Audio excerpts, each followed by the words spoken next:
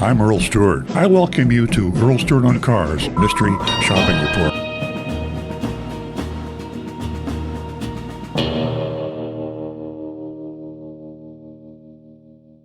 On the road again this week, our Mystery Shop took us to the west coast of Florida. Firkins, Chrysler Dodge Jeep in Bradenton, Florida. It's located just south of Tampa on the Gulf of Mexico. A lopsided supply and demand environment had brought out the greed in most car dealers in the last 2 years, but Hurricane Ian poured gasoline on the fire, or as I should say, Hurricane Ian poured blood in the water. It's never been a worse time to buy a car than the last 2 years. For the people on the west coast, like Bradenton, Florida, it just got worse. Agent Lightning traveled to the disaster zone in hope of identifying a trustworthy dealer and warning the folks of Bradenton of the bad ones. This report is the first of a two-part series, and we'll do the next one next week. And here's the actual report, speaking as if I were Agent Lightning. I arrived in the afternoon. The dealership was undergoing some construction, but it looked like it had been well cleaned up after the storm. I was immediately greeted by a salesman named Brad. As soon as I walked in the showroom, Brad thought I was a service customer since I'd come in through the service entrance. I told him I was visiting my son on the West Coast while I was here, and I planned to buy a new Jeep Wrangler. I told him I had come over from the West Palm Beach area, and I really disliked the Chrysler Jeep dealer there near me. And Brad says, "Are you referring to Arrigo?" So it's funny how car dealers hear about other car dealers, and and I said, no, it was Napleton. Then Brad laughed again. He said he knew of them too. So the two of the most notorious is not too strong a word for those two dealerships, Arrigo and Napleton. I'll have to say, in fairness to Arrigo, Napleton is more notorious. And also in fairness to Arrigo, it's not really Arrigo. Arrigo sold out how many years ago? A couple of years ago? And, 2019. And Morgan is now the Morgan Group. The Morgan Group is the owner. Brad said he had a new firecracker red Jeep Wrangler Sahara stock and available. He said it was a plug-in electric and would go 24 miles in all-electric mode before the hybrid system kicked in. Pretty cool.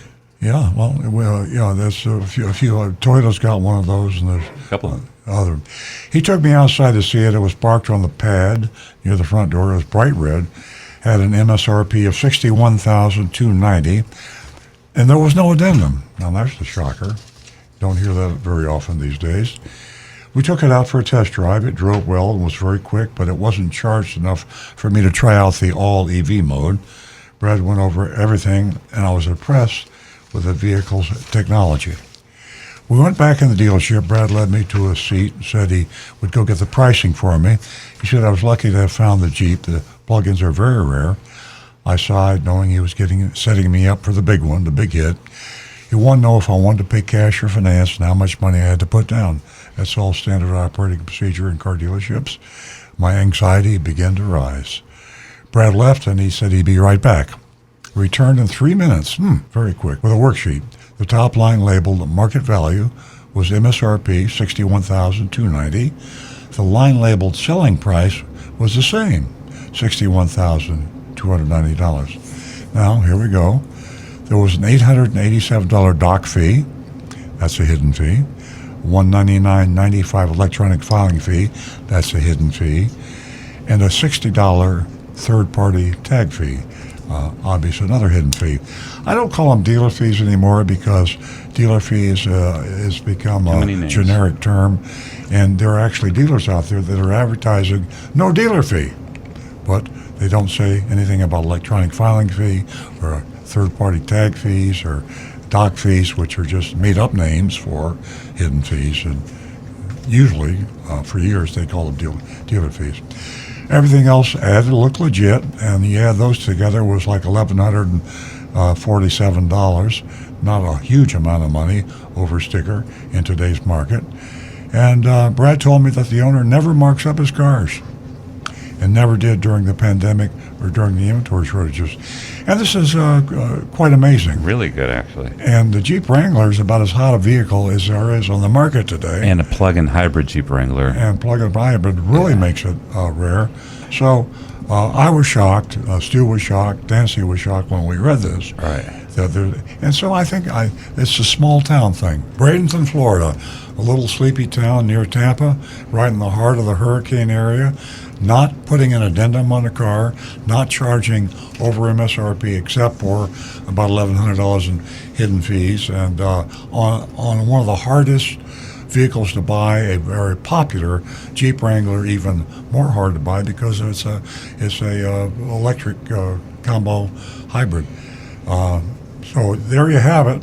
We grade on the curve. I'm going to give him a B plus. I see a B. I'm going to give them a B. I'm going to give them a A minus. I feel a little guilty about that because of the $1,100 in fees, but in view of the special circumstances of Hurricane Ian, flood cars galore, I'm almost emotional about how well they treated Agent Lightning. You know, I think small town dealers know that what they do to their customers today will be remembered tomorrow.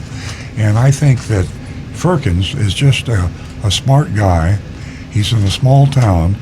And if he takes advantage of a customer in a small town, the whole town knows about it. You pretty much have to take good care of your customers, or else you won't have very many customers. They won't repeat. Repeat business is what keeps car dealers around for a long time. People have long memories, and Firkins knows that. So buy your Chrysler Dodge Jeep at Firkins in Bradenton, Florida, just a little bit south of Tampa.